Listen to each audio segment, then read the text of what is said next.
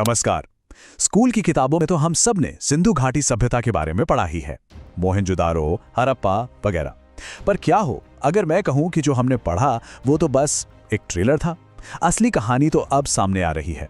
आज हम उन पन्नों को पलटेंगे नहीं, बल्कि उन पन्नों के पीछे छिपी कुछ हैरान कर देने वाली सच्चाइयों को जानेंगे। अच्छा, एक सवाल है, क्या दुनिया का सबसे पुराना बिलबोर्ड 5000 साल से भी ज्यादा पुराना हो सकता है? सुनने में थोड़ा अजीब लगता है ना? मतलब बिलबोर्ड, एडवर्टाइजिंग, वो भी इतने हजार साल पहले। जरा सोचिए, एक ऐसी सिविलाइजेशन जिसकी सोच इतनी मॉडर्न थी कि वो अपने मैसेजेस को दूर दूर तक पहुंचाना जानती थी। और यकीन मानिए, इसका जवाब है हाँ, बिल्कुल हो सकता है। गुजरात के धोलावीरा में आर्कियोलॉजिस्ट को 10 सिंबल्स वाला एक साइन बोर्ड मिला है। कमाल की बात यह है कि ये चमकीले सफेद जिप्सम से बना था। मतलब इसे ऐसा डिजाइन किया गया था कि रात में भी मशाल की रोशनी में दूर से चमकता हुआ दिखे। ये सिर्फ एक पत्थर नहीं, ये इस बात का पहला इशारा है कि ये सभ्यता हमारी सोच से कहीं ज्यादा एडवांस थी। तो वो साइन बोर्ड तो बस एक शुरुआत थी, एक टीजर। चलिए अब जरा अंदर चलते हैं उन विशाल मेगा सिटीज में, जिनकी कहानियां आज भी जमीन के नीचे से निकल रही हैं और हर रोज हमारे इतिहास की समझ को बदल रही हैं। सबसे पहले बात करते हैं राखी घड़ी की। आज इसे इंडस वैली सिविलाइजेशन का सबसे बड़ा शहर माना जाता है, और इसे सिर्फ खंडहर समझने की गलती मत कीजिएगा। ये एक जीता जागता धड़कता हुआ महानगर था। सोचिए, प्रॉपर क्राफ्ट सेंटर्स, प्लान की हुई सड़कें और हजारों हजारों लोग जो यहाँ रहते थे। पर राखी गढ़ी के कहानी में एक और बड़ा ट्विस्ट है। यहाँ से 4500 साल पुराना एक महिला का जीनोम मिला है, और इस एक जीनोम ने एक चौंकाने वाला सच सामने ला दिया। ये कि वहां रहने वाले लोग जेनेटिकली यानी आनुवांशिक रूप से आज के बहुत से साउथ एशियन से सीधे जुड़े हुए थे। मतलब हमारा कनेक्शन उनसे आज भी है। अच्छा, शहरों से निकलकर अब जरा समंदर की तरफ चलते हैं, लोथल पोर्ट पर। अभी हाल ही में 24 की एक स्टडी ने कंफर्म कर दिया है कि वहां का जो विशाल स्ट्रक्चर है वो वाकई में एक साइंटिफिकली डिजाइन किया गया डॉकयार्ड था, जो उस जमाने की साबरमती नदी के जरिए सीधे समुंदर से जुड़ता था। सोचिए, आज की टेक्नोलॉजी उनकी हजारों साल पुरानी इंजीनियरिंग को सलाम कर रही है।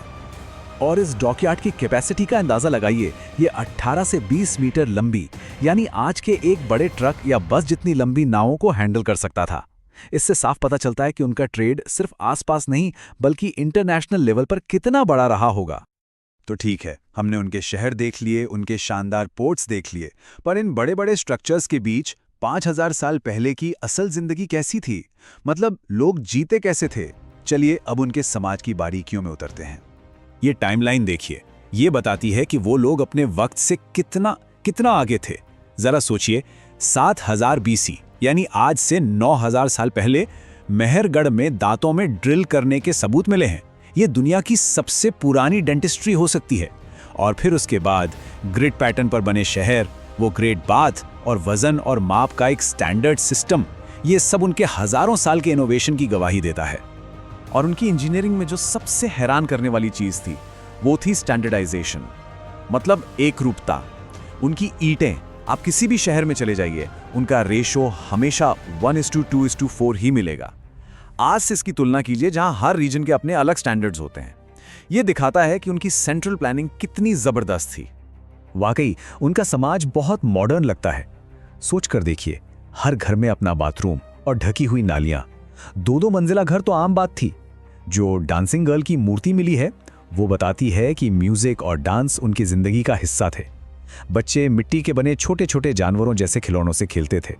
और शहर के बीचों बीच वो जो 83 स्क्वायर मीटर का ग्रेट बाथ है, वो शायद किसी बड़े पब्लिक इवेंट या धार्मिक अनुष्ठान के लिए इस्तेमाल होता होगा। लेकिन देखिए, इतिहास सिर्फ इस बात से नहीं बनता कि हमें क्या मिला, बल्कि इस बात से भी बनता है कि उन चीज़ों की कहानियाँ कैसे सुनाई गईं। और कई बार वो कहानियाँ गलत होती हैं। तो अब वक्त है कुछ पुराने मिथकों की पड़ताल करने का और देखने का कि मॉडर्न आर्कियोलॉजी और सबूत क्या कहते हैं। एक बहुत पुरानी थ्योरी है जो हम सब ने शायद कभी ना कभी पढ़ी या सुनी होगी, आर्यन इन्वेजन थ्योरी, कि आर्यों के हमले ने इन शहरों को खत्म कर दिया। ये थ्योरी वैदिक मंत्रों की कुछ व्याख्याओं पर आधारित थी, जैसे योद्धादेव इंद्र ने प्राचीन किलों को नष्ट कर दिया। कहानी सुनने में बहुत दमदार लगती है, पर क्या ये सच है? लेकिन जब हम सबूतों को खंगालते हैं तो पूरी कहानी पलट जाती है।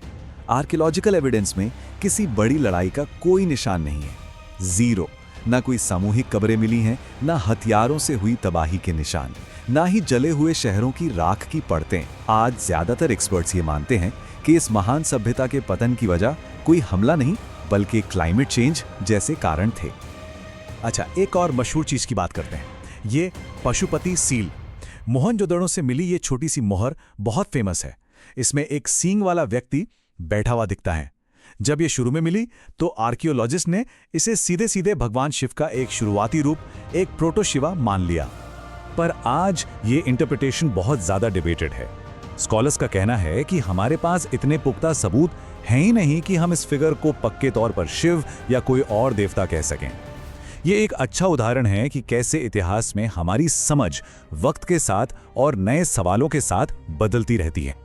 और फिर आती है सबसे सनसनीखेज थ्योरी, प्राचीन एटॉमिक वॉर की।